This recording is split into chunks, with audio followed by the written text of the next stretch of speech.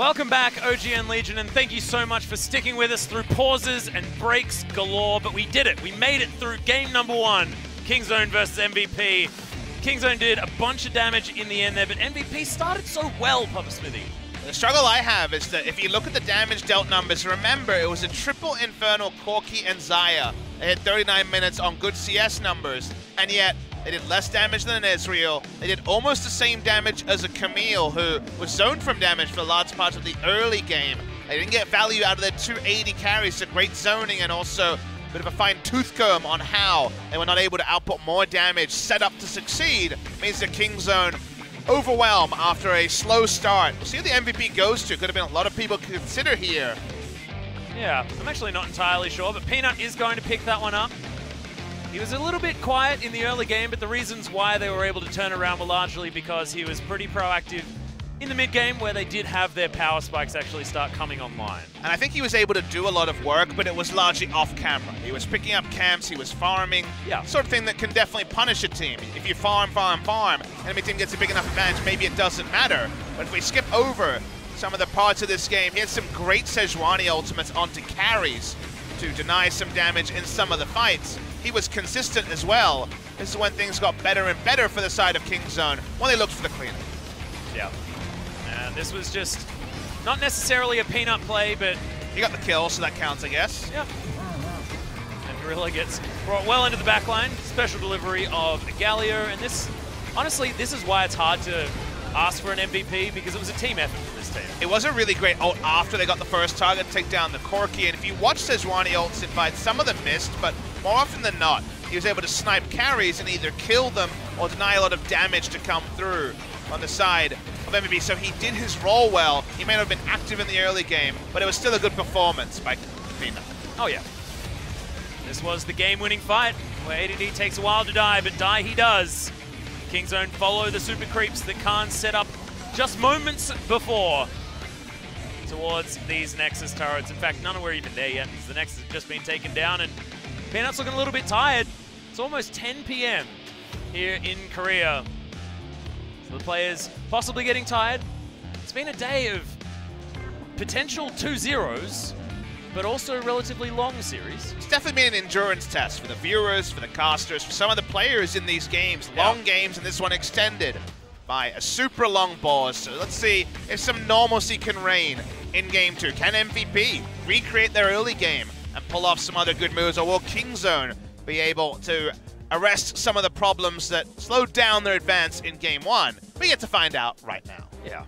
Champion select now, and we'll see what MVP decide to take away first. Talia removed from BDD, understandable ban. My goodness, he played extraordinarily well.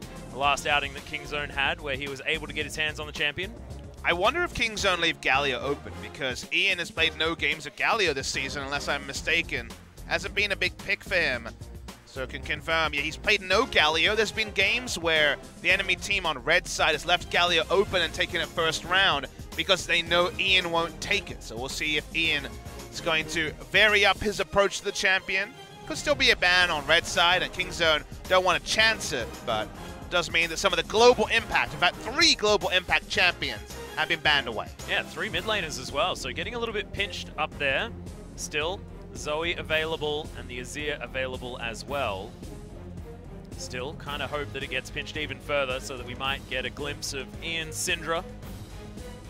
Needs to be a lot of things taken away. Is curious Vladimir ban. Haven't seen a look at the Hemomancer himself very recently.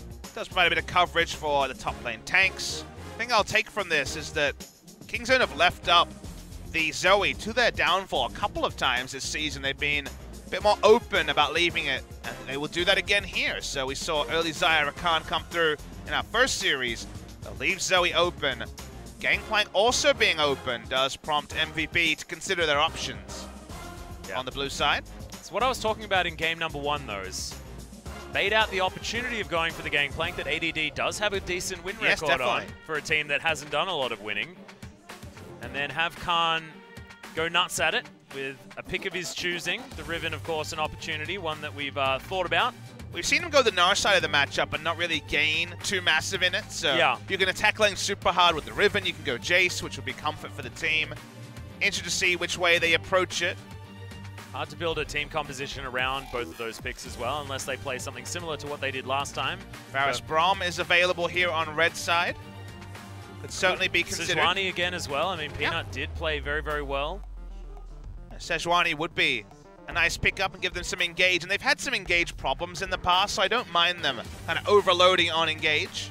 I feel like Kings don't struggle the most when top lane goes for a pressure lane like Sion, but they don't back it up with initiation and other roles. And speaking of initiation, pick power on the Skarner, another one of the bounty of big champions are left open. You'll notice Zoe goes through, and it could be Zoe Gangplank, the permaban duo in most regions if MVP won.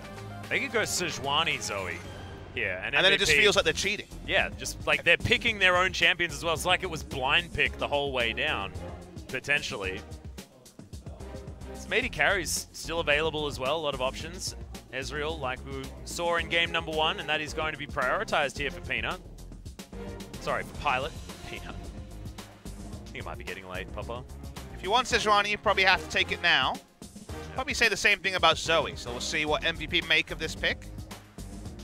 Still the Malzahar, which has been a favorite of Pawn into the Zoe, could be an opportunity here, so and Beyond would certainly fit the comp. But Beyond will now get his champion pool pinched after not looking for a jungler in this round. I doubt there's going to be too many support bans. If BD wants the Azir, this would be the time to take it, but they might be piling on with the Jayce. Yeah, not giving MVP the opportunity to ban out champions on the top side of the map. I have a feeling that that may not have necessarily been the case anyway, but I do like it. Now, exactly right. I mean, Zac and Sejuani sound like bans that would suit Kingzone now. Make sure Beyond isn't on any sort of comfort possible, because his Zac was definitely worth respecting. I wonder if you ban it, because if you consider what happens if they drop Zac, it would be Gangplank Zac, so duo that needs a lot of time to scale. That's true. There is the potential that that would be too much scaling, but I agree in that he showed a good performance, so you might consider banning it anyway. Well, the Malzahar is going to get sought out. This feels like a Rek'Sai game for Beyond, one of our last Rek'Sai players, something that can get down and dirty in the early game and try to help some of the tricky lanes, but we'll be able to double ban against the scaling engage junglers. They'll need to find primary engage from somewhere on the side of MVP. It'll probably be top lane with the Gangplank ultimate, but the support role would be the other place they could find something like an Alistar to help out the engage. Yeah, I was going to say Alistar standing out like a bit of a sore thumb as the Braum is taken away. Tahm Kench also there and fits the pick composition mantra as well if they are going to have Khan in a side lane. So pretty standard stuff here from Kingzone, and waiting until the whole team is fleshed out for MVP before BDD makes his decision. Could also be playing the Jayce, of course, in the mid lane, but haven't seen that for quite some time. Really do expect Alistar from Max. Only played a single time this season, not as high priority as others. Jungle pick will be first. Jax would be obviously a very measured pick, and also some extra tankiness in team fights to the auto attacks from the Jayce, and can get things done in the early game as well. I actually like the Jayce from Beyond. And there is the Alistar. So Ezreal Alistar is the duo. Damn, it's a power draft from MVP. Oh, for certain. But the question is, what does BDD make of this draft? Is Orianna, of course, one that he would want to avoid. But the Ekko is actually going to be a consideration here into the Zoe. Be another pick into Zoe than we've seen. Will be the first time we're seeing this matchup. Second time we've seen the Ekko as well. I believe Lava debuted it last time around. Tricky matchup against Azir. Tricky matchup against the Zoe as well. So mid lane Ekko coming through from BDD, taking a page out of the Rocks Tigers playbook here. And I like it. We get some assassins back in the mid lane. If this starts to catch on, who knows? Maybe we'll have Zed back in there and some fun stuff. Remember, it also gives them a lot of 1-3-1 options, as Ekko is a fantastic side laner. Whatever item build we see could be something super safe, like the Abyssal Mask, but my guess is Proto Belt Lichbane. That's sort of an approach here. Risky against the Zoe, but Jayce and Ekko patrolling the side lanes, and Skarner coming out of the darkness. There is a lot of threat in the 1-3-1 if they can set it up.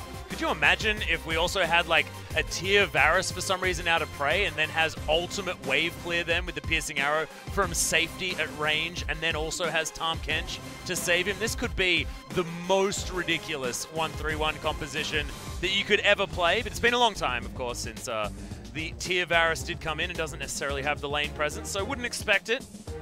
Would be fun, I'll tell you that much. Peanut, once again, probably going to be a bit of a herbivore in the early game. This is the lane that we're really going to be excited about watching. See whether BDD is going to be able to put the pressure on in the earlier stages. If he gets hit by a troublesome trouble bubble, the chrono break could actually be used. But it's a bit on the nose that he has actually played Ekko. Probably trying to avoid a pause in game number 2. What better way to do it than to be able to go back in time? So BDD's got it. If we've got any problems in this one, but guys, here we are loading up for game number 2. It feels like it's time for game number 3, but no, we could have heaps of League of Legends to go, so let's get onto the Rift.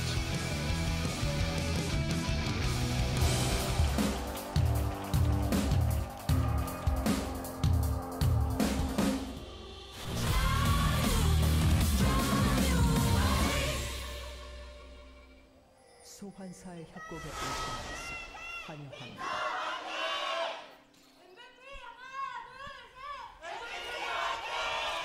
Oh, MVP fans getting pretty excited. Oh, Peanut's using my Skarner skin. This is the best. You made this skin? No, I didn't. It's just my favorite one since it came out when I was playing Rageblade Skarner. Oh. Do you remember that? No, I tried to forget. Back then. Yeah. A lot of Prey fans and Peanuts fans, of course, in the audience. Very, very popular players. Apparently the sign said, literally, Peanut marry me, Andy tells us on Mumble. Thank you very much, Andy. Very forward by that fan. ADD going to get potentially stunned up here. The E has actually been skilled by Peanut. Beyond slowed down as well as the tongue lash comes in. Gorilla is a hungry catfish, but he's going to wander away.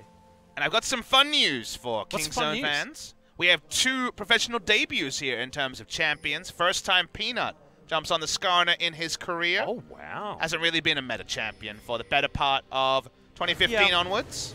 And first time that BDD's on the Ekko. So a couple of professional debuts here. Go along with some standard stuff from Prey, Gorilla, and Khan. I'm actually really excited because it's interesting that you say that they're debuts of these champions, but it fits the playstyle of both of these players extraordinarily well. I've definitely been waiting for mid lane Ekko to be a thing for some of our high school mid laners in Korea. We don't see a lot of it from FLICKR. I think I just started casting the LCK when Ekko was released, and we were all super hyped for mid lane assassination Ekko, and we see it sometimes, but BD, another great mechanical player. Potential in team fights, how much survivability and also burst damage you can do with an AP build is really fun to track on the mid lane AP Ekko.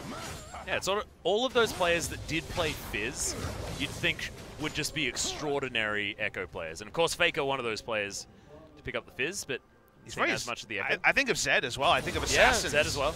It is an Assassin playstyle in the mid lane. Thankfully, we're gone from the days of top lane tank Ekko, which made me so sad. And then Sassen played mid lane tank Ekko one time, and it made me even extra sad. Yeah. I had an existential crisis. I had to take time off casting. Yeah, I would It was a real thing. Yeah, yeah. So bot lane going to be the standard Kingzone, never getting any ganks, never dying as Varus and Tahm Kench. The 1-3-1 is what they want to scale into, and if you want some information about the runes, Electrocute, Sudden Impact, the Zombie Ward, and Relentless Hunter, and then Celerity Scorch. So yeah, a lot of laning power here. As well, yeah. Not wanting to wait. Seems to be the Kingzone way as Phase Rush actually gets BDD well and truly in here. Execute proc. Pretty easy. See a Trouble Bubble go down. BDD says it's on. Picks that one up. I don't know where this game is going to go when it comes from Kingzone. If they can get out of lane. See if Kingzone going to jungle around the top side at all, given that we saw Khan fall pretty desperately behind in the game against last time that we saw against Afrika. And yep, we're doing it again. Yep, it's a potential dive opportunity underneath this turret as Khan still has the flash. He's going to use it. Red buff from ADD, sorry, and the passive from ADD, not enough. Now Peanut is going to make his way up. So Khan, no flash, playing with fire right now, trying to bait something in. This Peanut is going to turn up. Oh, okay. Flash comes in from beyond. Counter-Strike means that he gets a cute little stun. That is about that. Teleport available for Khan, so Peanut will just grab some free experience. Nice bait there, but does mean that Khan gives up on quite a lot of experience topside.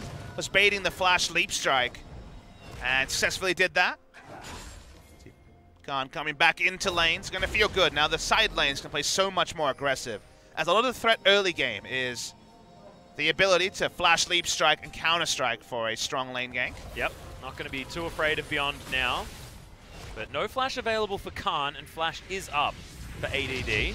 Not that it necessarily means a whole lot, because he's not known for his... Oh, the stun actually registers. Yeah, Ian actually going to take a lot of damage here as well. Cute, cheeky trouble bubble. So Peanut not going to be able to get in there quite as quickly, but if Ekko is anything, he's sticky. Phase rushes in. Max isn't going to turn up in time, and that's first blood for BDD. He didn't even need any help. No, he had so much chase, he keeps his flash open as well. And Alistar coming in trying to defend was half a second too late. The last auto taking him down. The Skarner only going to pick up some Raptors, a bit of counter jungling possible for the Skarner. But what couldn't happen top with reinforcements, BDD does on his own. In with a severe misplay, allowing the stun to arm. Yeah. Not good enough. It's been a long time since anyone's had to play against the old Ekko. Is ADD, man, he's had a lot of practice on this Gangplank recently. Been arming these barrels very, very well. I don't think of him necessarily as your GP player, but over the last few games that he's been able to pick up some wins, and also the amount of practice that he has been doing, he's turned himself into quite a GP'er. And this is from a player who's known for his tanks, known for his silent That's what I mean. Yeah. So to have that extra string to his bow is probably necessary. Sounds weird talking about how he's good at Gangplank when I don't want to say it's that impressive, but yeah. It's the thing where he needed to be able to play it. It's not impressive people can play Gangplank. You have to, because he's been so out of line for so long. But at the end of the day, 3-3 on a team that, of course, didn't win its first 10 games of the season is very good reading for the Gangplank. And see if they can play the side lanes in this game to get some value out of the Cannon Barrage, which is close to being available. You can see actually this game, Kingzone are opting in for a lot of topside vision, wanting to make sure that Khan can play as aggressive as he likes, not have to deal with Beyond being frustrating early, but I feel like already a lot of this damage has been done. You can see ADD, decent CS lead given that wave that was missed by Khan in the early game. In goes Max actually, nice double pull. Aftershock isn't going to register. And very little threat from Max while his flash is down. You're not really expecting a aggressive headbutt pulverize down a lane. You're very suspicious if you saw that. So pressure relieved actually by BDD getting the solo kill and Max being forced to waste a summoner trying to contest it. Now, I'm going to continue to try and at least challenge this top lane, but parallel convergence comes down. Oh, this is what makes it so difficult to use the portal jump. If you're ever telegraphed, and Ian was on that particular occasion, then you're going to get super punished by the parallel convergence. So that's a fun matchup fact that we didn't consider. Yeah, very, very cool. BDD's had a lot of practice. He was opting into the Azir before in the skill matchup. This one's another skill matchup, but a mechanic that we haven't seen abused in other regions is being abused to make the Zoe much more accountable. Now, of course, it is the final week of Zoe dominance, so we're going to be much more niche a pick come 8.4. Sad it took this long to hit the LCK, but cool to see. Well, when is someone going to pick the Swain into it as well? Because you might actually be able to land the W, right? Swain's not very good at the current balance level, but give it a couple of buffs and he'll get there. Okay. That's fine. I want to talk about Sith lasers and stuff. Star Wars to talk about? Yeah, exactly. I mean, Doa's gone. We need someone to talk about Star Wars. It's true. For next to no reason. Gorilla going to lick people from the brush. Like it a lot. Catfish amongst the reeds. It will be aggressive build. Proto Belt going to be the first item here from BDD. No doubt, of course. I said Abyssal Mask, but I was half sticking. Yeah. I didn't think I was going to see it. Actually, I thought that if we were going to be depressed again, it would have been the Abyssal Mask. There is reason for depression on the top side. ADD is way ahead in CS, and Khan's has his flash up in about half a second. Yep, trying to get in there. The flash to follow, but Khan is going to survive. BDD's turned up. That was teleport used to get him towards the top side of the map. Full vision available. He's going to land from Peanut. Says, yep, sorted myself out. Got the assist. Oh! Have fun. True Shot Barrage. Oh, my goodness. Cool guys don't watch True Shot Barrages fly past their face. And that could have just been a free one for Pilot. It does mean Merc Treads complete. Not quite Proto Belt for BDD, but I feel like Khan has been living on the edge of half a Teemo for first a leap strike from the enemy Jax, and now a parlay coming through from the Gangplank.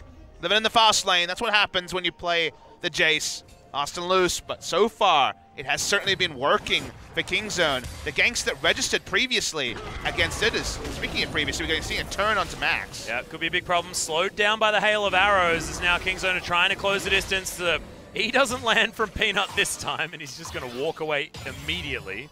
Draws teleport out of ADD as well, so instantly cancelled, but something we should talk about. All right, BDD just throwing out parallel convergence just in case there could be a potential follow-up with a Paddle Star. This matchup, I hadn't actually thought about it. You know, I hadn't really considered this as being sort of the ultimate Zoe move, but seems to be working out very well so far for BDD. There's another one, parallel convergence coming down to Matt. Again. Yep, Ian is just getting caught in almost every single one of these. The flash is going to be used, the heal was used as well. Counter-Strike comes down. The flash from beyond means that he gets out of the way of Impale range, and Peanut didn't want to use the Summoner spell. I mean, BD is making Ian look silly in the mid lane, has to double Summoner to get away from that one. And it makes sense, because if you think about it, the portal jump is predictable. It has a fixed duration, it has a fixed return point. So if you have an arm time that's around the same time as the portal jump, throw it down, and if you predict correctly, great. If you don't have to engage. Yeah, it's on so the parallel non-committal, convergence. isn't it? Yeah. This is going to be pretty committal, though, Atlas. Yeah, they are committing. Right underneath. Sets up the sand bubble. Not going to be actually finding any of the stuns, but it doesn't matter. He's split the bottom lane enough. Pilot gets pulled out, and special delivery. That's one free one over to Prey. BDD tanks it up for a long, long time. He wanted to use the ultimate there, really wanted to try and get some damage onto Beyond, but doesn't quite get on top of his little sandy follower. And MVP are finding a Kingzone team playing just as fast as they were trying to do in game one. MVP's great ganking stopped that from happening. They're being just as proactive here. It feels like we have a Galio mid lane, and now it feels like death for Ian. Yep, the flash licky tongue comes down onto Ian as Peanut just wants to get that initial stun. Prey doesn't do a lot of damage just yet for BDD. He's going to lock that one up. There's the chrono break once again.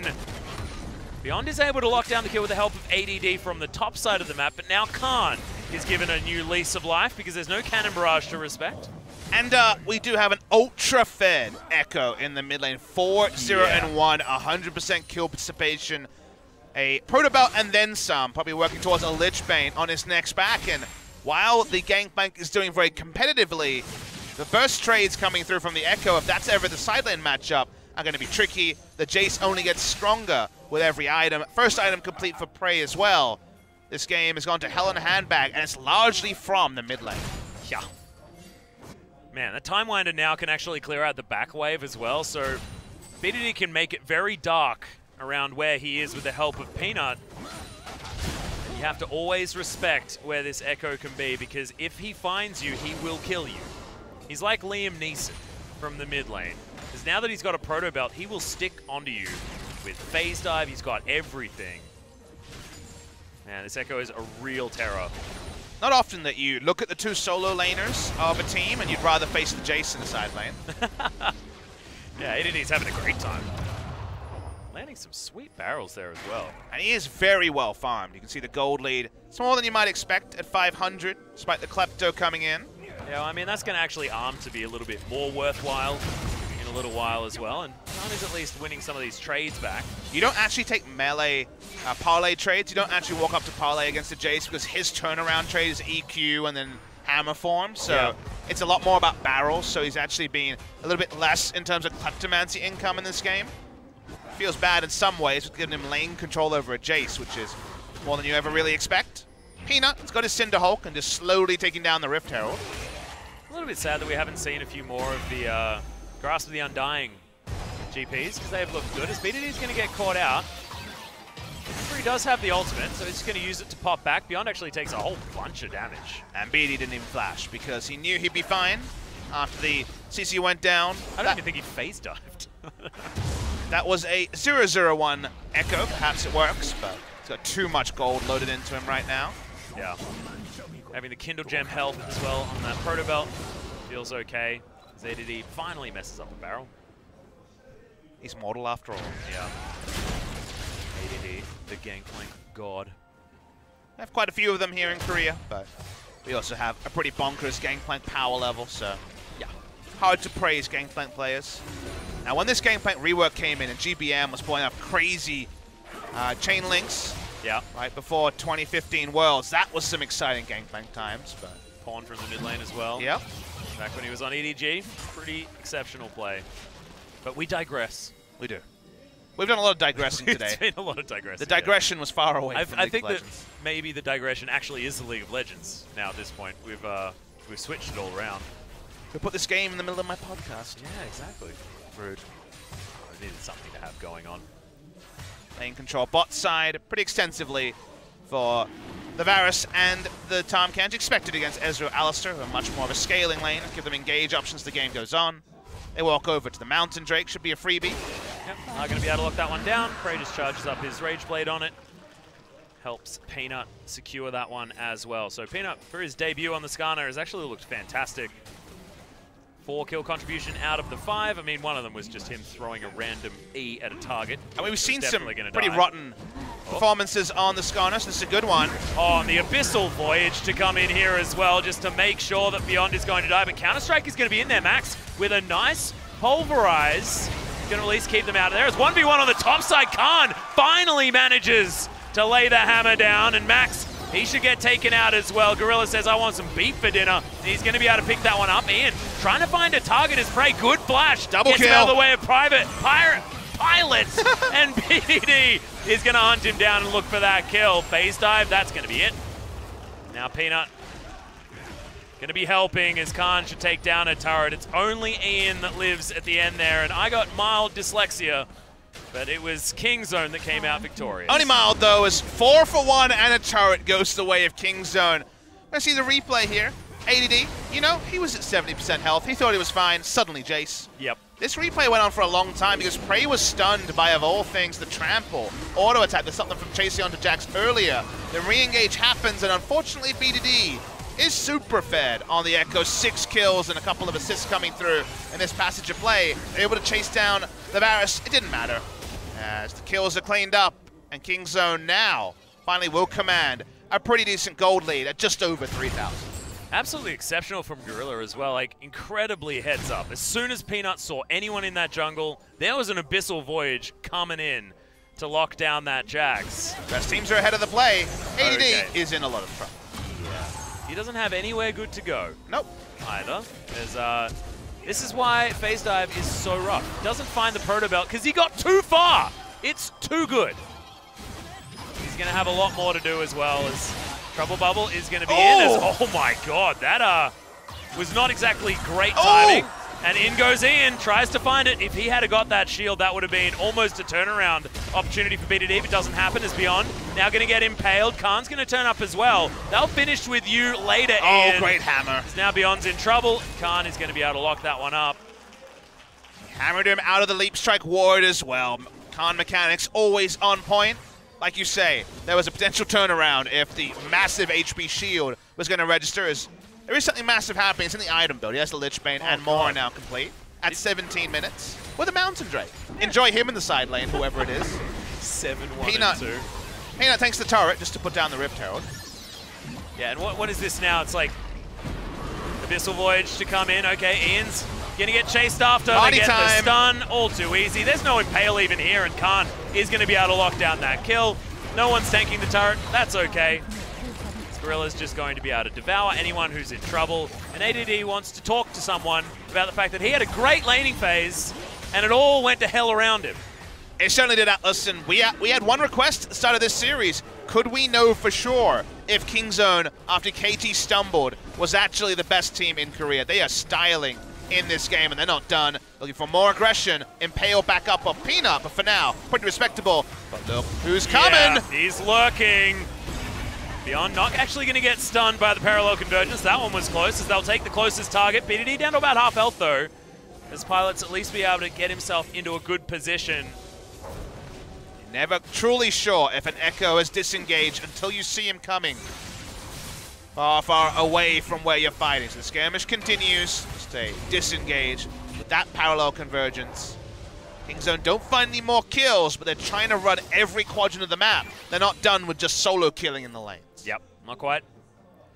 2 outer turrets now picked up so far for Kingzone. Still waiting to grab that bottom outer. As we saw, it was actually very, very low.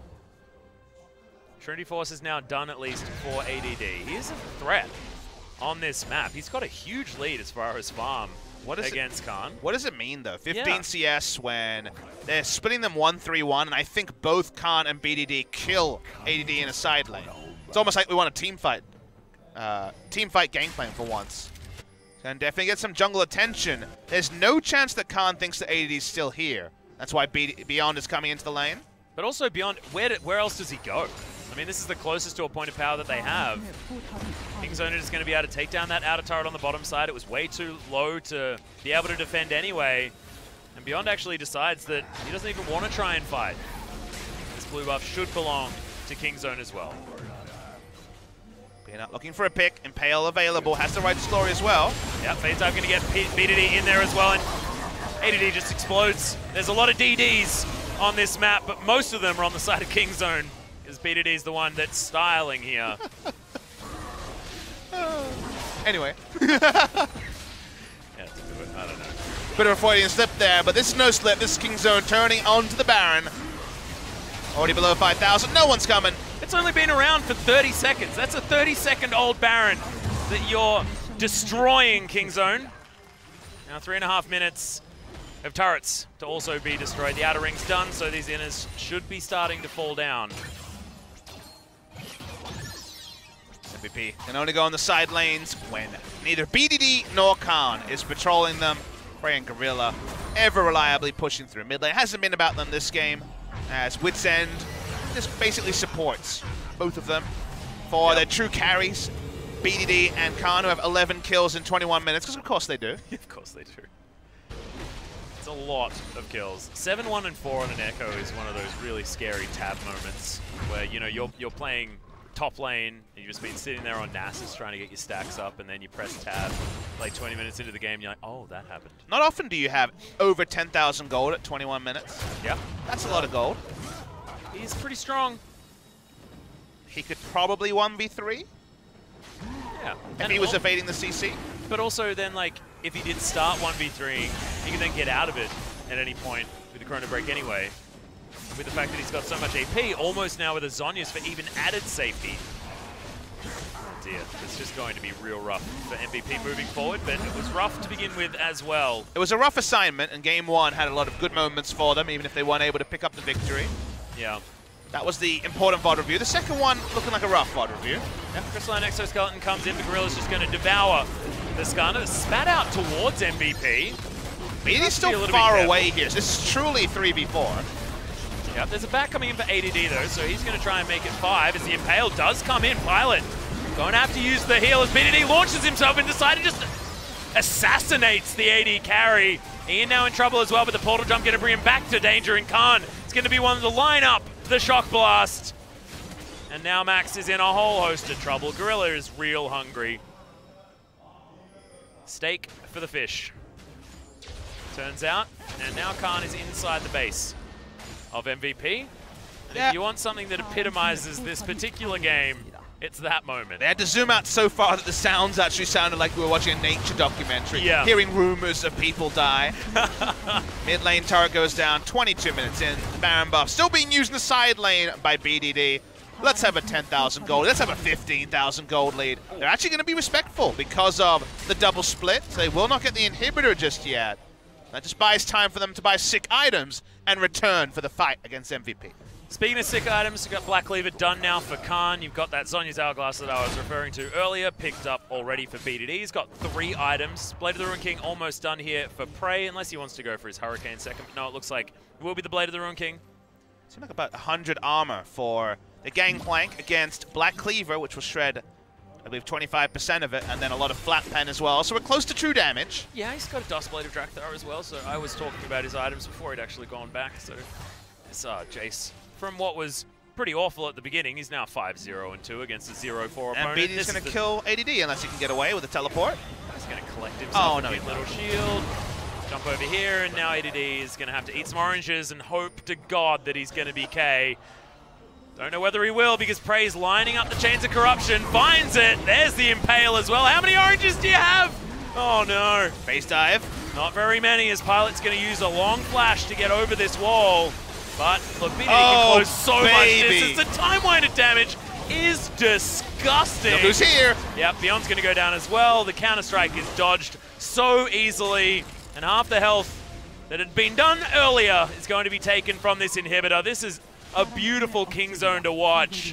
When they play this split push so perfectly with these pick compositions as well. Alice has 25 kills in 24 minutes in the LCK. Such has been the statement made by King Zone. We've wondered who's good, and we've been denied any sort of consistency. The King Zone may drop a series, they may lose a game to FLICKR, but they will win this 2-0. Yeah, still look damn good. Nexus turrets are going to go down, and that one's actually at very low health, but is still surviving for the moment. BDD has to use a chrono break to get himself back, but Beyond, he's there to try and pick up the aggro. Zhonya's going to be utilized. Prey splashing forward, picking up kills left, right, and center. And BDD just ate way too much of that focus fire, and MVP couldn't even get him. Loving the Ekko into the Zoe. Maybe we'll see a couple more times this week before she is permanently put on the bench. Just adding to the KDA, eating some oranges. No one's K for MVP. Everyone's ecstatic for the side of King Zone DragonX, and congratulations to them. They are now cemented as one series in front of any other team in the LCK. Absolutely fantastic play out of King Zone. It's what we've come to expect, and it was only MVP that they were up against, but we've been asked so many questions about how League of Legends works here in the LCK over the last week, and honestly, we didn't have the right answers half the time. Rocks were able to play extraordinarily well against KT. We were thinking things were up in the air. BBQ demolished Jin Air in our series prior to this one. Thought maybe it was opposite week, but no. Brought back down to earth by King Zone DragonX. Team looking absolutely brilliant. And BDD, that man on your screen right there with the brilliant new hair color. Big fan. Made the Ekko look absolutely brilliant. Skarner had a rough early game, but then turned it all around and looked great. No surprises that with Jayce on the top lane, King Zone were able to find up a victory, but the BDD Ekko and just how it worked against the portal jump was beautiful to watch. Clearly something he'd been practicing. We were denied it multiple series in a row, and I guess this was him reflecting on some of the games they lost against Zoe's, where he would go into Azir and they fall behind. He was able to be self-sufficient and rush down, and Ian got caught 2-3 times. Don't see that matchup in solo queue too often. The Ekko against the Zoe. But it worked a treat in competitive play, and King Zone, with that clear win, now are very far away from FLICKR and also the opposition in KT. Those are still series that have to roll, so we will see those in the second round robin. The KT series especially going to be a fun one. But right now, we know about King Zone DragonX. The thing I'm excited about, Atlas, is when we rejoin the LCK tomorrow morning, or I guess the first match tomorrow evening, it will be SK Telecom against FLICKR. And that will also shed some light on who is joining King Zone in the top 3. Well, and the funny thing is that SKT are on such a tear at the moment, looking so much better. The fact that the roster has started to come together, the bottom lane looking brilliant, bang with KDA's off the charts for now. And FLICKR still there, still being brilliant. Certainly is an opportunity for them to possibly get back in, but man, it's going to be so tough. SKT versus Longzhu last year was something that we had a lot of hype around, and we were wondering whether Longzhu would be able to do it. Now King Zone DragonX, it looks like that is going to be a tall ask for the likes of SKT, but if they can continue to improve, that is good news. And we have the gauntlet here, so if they finish the regular season in first place, they'll be in a final, and compared to the fairy tale it required last year, they will come in favorites, barring a big, precipitous drop-off at the end of the season. The MVP here, surely it will be BDD. It is 9-1-9 in a 22-minute win. BDD was playing basketball, but he was the only one that got it. He was a ball hog. He decided he was going to win it all on his own, and now he moves third place, as unfortunately he's got other good players stealing votes from him. Yeah, well, exactly. And it seems like most of King Zone are just chilling on 500 points. But there was just no getting away, and the parallel convergence that landed before is all why this MVP is deserved by BDD, Matt's honestly. So depressed that he invested his flash here and was half a second too late. Yeah.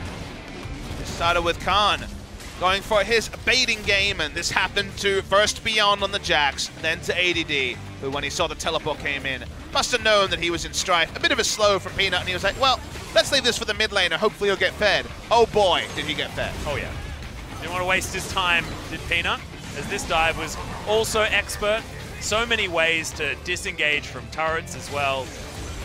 The Devour and with the Chrono Break. You just control so much space when the map is long and you have both a Skarner with a crystalline exoskeleton and also a Proto Belt Ekko to patrol the side lanes. ADD got all the farm we wanted. What if?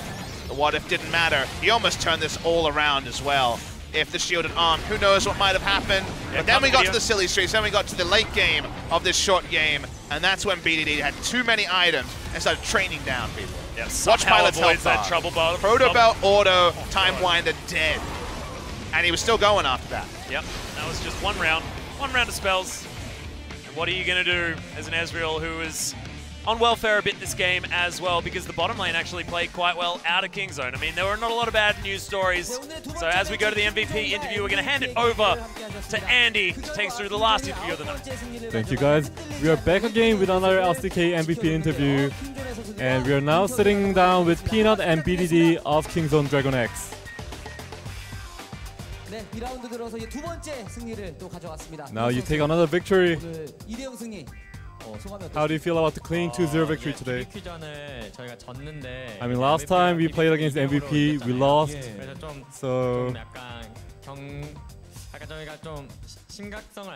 So we realized the importance of beating them, and today we beat them. So today you guys were absolutely obliterating the enemy today. I mean, it's been a while since I've had so much fun today. I'm just happy that we all played well. In the first set, Khan had a rough time in the start. And Khan in the past said that if Khan suffers in the game, the whole team kind of stumbles.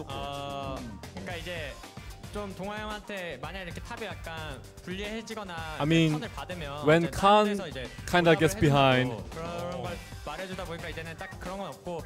we just try to compliment and just do other great things in the map.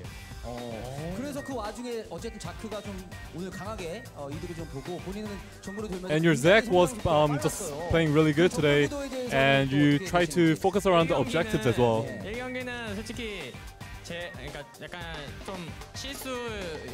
In the first set, I've made a couple of mistakes.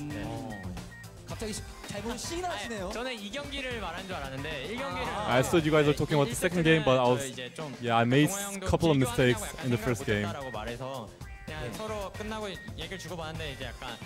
So Khan and I had a small talk after the game, and we gave feedback to each other.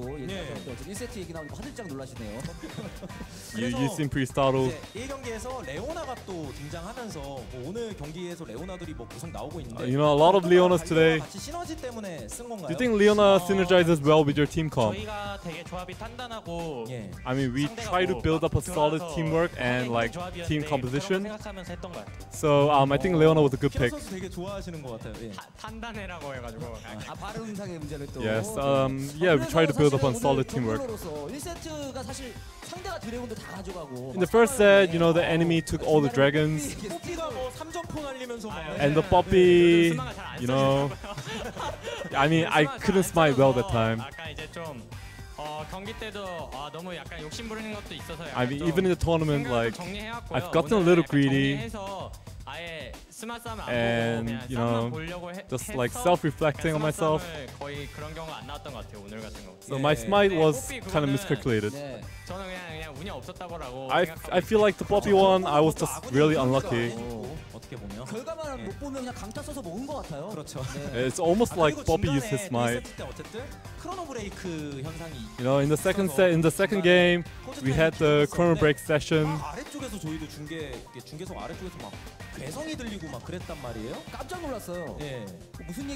So what happened? So during the pause, it was really long, so we tried to just like just liven the atmosphere.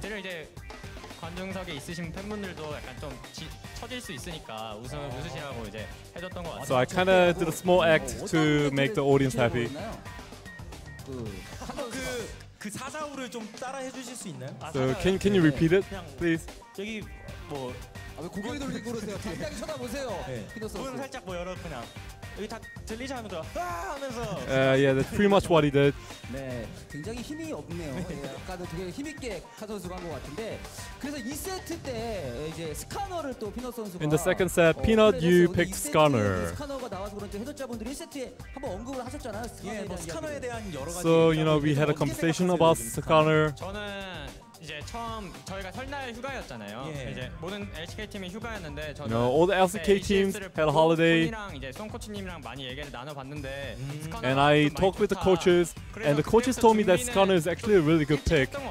So I've prepared a lot and tried to get ready for Skarner. 그래서 이제 에코 얘기를 또 해봐야 될 텐데. Okay, now let's talk about the Ekko. 그동안 한 번도 꺼내들지 않았던 카드였거든요. You never pulled out the Ekko card before. 일단 미드 정글 싸움에서도 세고. I mean, Ekko is really strong in mid jungle skirmishes, and I feel like it's just generally really good. 좋은 것 같다. 네, 나쁘지 않다고 생각해요. Yes, it's not bad at all. 구도가 뭐 이후에 8.4가 되면 당연히 많은 것들이 바뀌겠죠. 8.4 patch, we're gonna see a lot of differences. 은근히 미드 쪽에서 조이나 뭐 라고 For now. 뭐 이런 것도 티오가 은근히 내려가는 것 같기도 하고 BDD 선수 영향 때문인지. So how do you feel? Do you think Zoe and Rakan's gonna go down in tier after the patch? 어떻게 생각하세요? 선수 개인마다 뭐 솔로 랭크에서 해보고 그러면 I mean, every player is gonna have a different opinion on their solo queue stats. 막 안 좋다 생각한다고 얘기가 나오면 그거에 되게 생각 많이 안 하고 자기만의 생각이 있으면. So yeah, everyone just has a different opinion on their picks. 또 중요하다. 네, 자기만의 연구도 막 필요하고 그런 거. Yeah, but every player just tries hard to experiment the new meta. 상대하는 팀들 입장에서는 까다로운 그런 뱀픽이 되지 않을까 생각이 듭니다. 또 좋은 소식이 있어요. Another good news, BDD. 네. 생일이에요. It's your birthday today. 내일 뭐 계획이 많은 분들이 또 축하해주고 계시는데. Thank you. 내일 뭐 계획 따로 있나요? 네? Do you have any plans? 계획 따로 있어요? 대회가 하루 남아서 더 열심히 연습해서. It's only one day before another tournament. So yeah, I can't let my guard down. 내 생일인데. 뭐 팀원들이 그런 거 해주나요? So 네, 해줘야죠. are you gonna do anything for him? 아니, 알고 있었고요. Yeah, we'll try to. 경기 시작 전에 알고 있었고. We knew before the game that it was his birthday. 뭐 해주지 So we are probably gonna go back to the gaming house and do a small treat for him. 감독 코치님들이 굉장히 분주할 것 같습니다. 네, 어쨌든 오늘 멋진 경기력으로 또 So thank you again for your performance today. 마지막으로 팬분들께 각자 한 Any last words to your fans today? BDD 선수부터.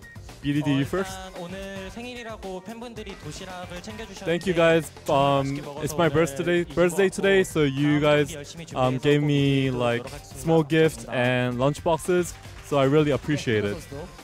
And Peanut, you too? 이 연전 또 경기가 바로 앞에 있기 때문에 또 So we do have another game coming up soon. So we'll get ready. 3주년이었는데 3주년 축하해 주신 분들한테 And it's our third year anniversary today. So thank you guys. 다시 한번 MVP 축하드리겠습니다. Thank you guys. 네, 이렇게 해서 국건 1위 자리를 지키고 있는 And that sums up the MVP interview. 기대해 보도록 하겠습니다. 이상으로 인터뷰 마치겠습니다. And we'll throw it back to casters. Thank you very much, Andy. I had no idea when it was actually going to finish because we're losing our minds a little bit after what has been a really long and very confusing day of League of Legends. But in the end, it was the understood result from this particular series. And a happy birthday for tomorrow. Of course, last match day before his birthday is today. So happy birthday to BDD. He's 19 years of age tomorrow. Feels like he's been around a while. We were waiting for his debut 2 years ago in spring of 2016.